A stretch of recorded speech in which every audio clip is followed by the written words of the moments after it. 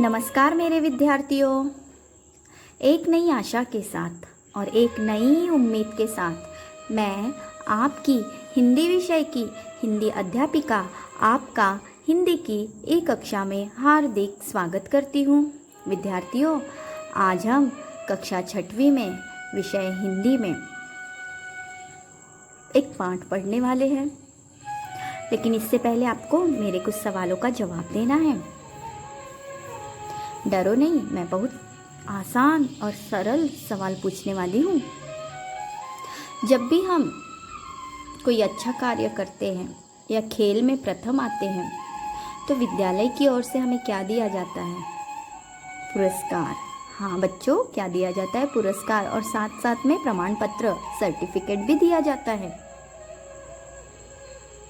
याद आया? हाँ।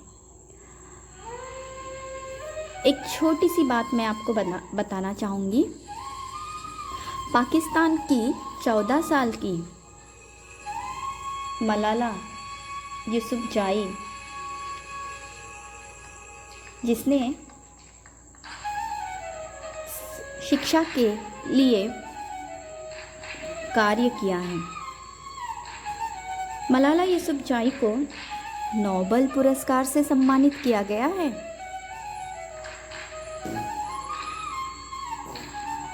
और मदर टेरेसा, शांति के लिए पुरस्कार प्रदान किया गया है मदर टेरेसा को।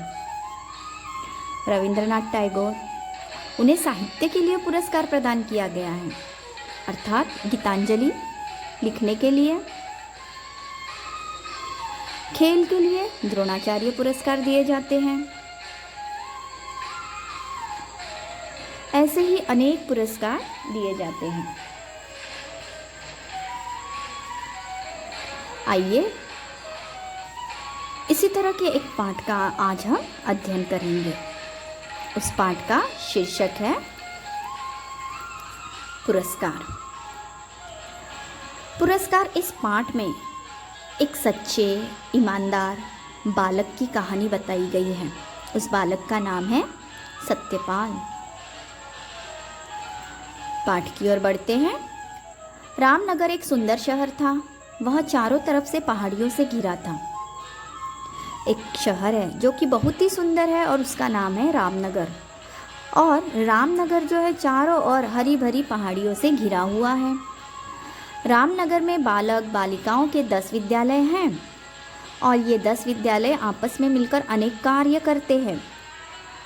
अब ये 10 विद्यालय प्रत्येक वर्ष मिलकर पुरस्कार वितरण या समारोह का आयोजन करते हैं या उत्सव मनाते हैं।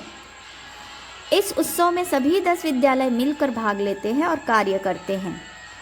इस वर्ष प्रतियोगिता का विषय था सच्चे बच्चे कितने अच्छे।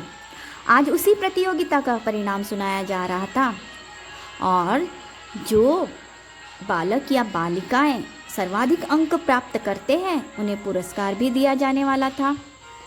इस वर्ष प्रतियोगिता का पहला पुरस्कार विद्यालय नंबर 2 की 6ठी कक्षा के छात्र सत्यपाल को देने का फैसला लिया गया था। जलसे में जो हेडमास्टर साहब थे उन्होंने सत्यपाल की घटना सुनाई कि किस लिए सत्यपाल को पुरस्कार दिया जा रहा है। अब ये सत्यपाल कौन था? आइए सत्यपाल की कहानी हम जान लेते हैं। सत्यपाल एक निर्धन लड़का था। निर्धन का अर्थ यहाँ पे गरीब होगा। उसके माता पिता इस दुनिया में नहीं थे।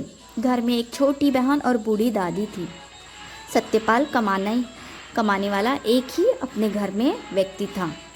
इसीलिए सत्यपाल सुबह शाम अखबार बेचता था। इससे उसे जो थोड़े बहुत पैसे मिलते थे उससे उसका घर खर्च चलता था। विद्यार्थियों, आशा करती हूँ पुरस्कार का प्रथम भाग आपको अवश्य समझ में आया होगा। अब पुरस्कार के अगले भाग के साथ मैं आपसे फिर मिलूँगी, तो जल्दी से अपनी कॉपी और पेन लेकर आइए। हाँ, बिल्कुल सही पहचाना, गृहपाठ। तो लिखिए जल्दी से। पाठ पर आधारित अनुस्वार, अनुनासिक और नुक्ता शब्द आपको लिखना है विद्यार्थियों। अच्छा, अब मैं आपसे विदा लेती हूँ। धन्यवाद।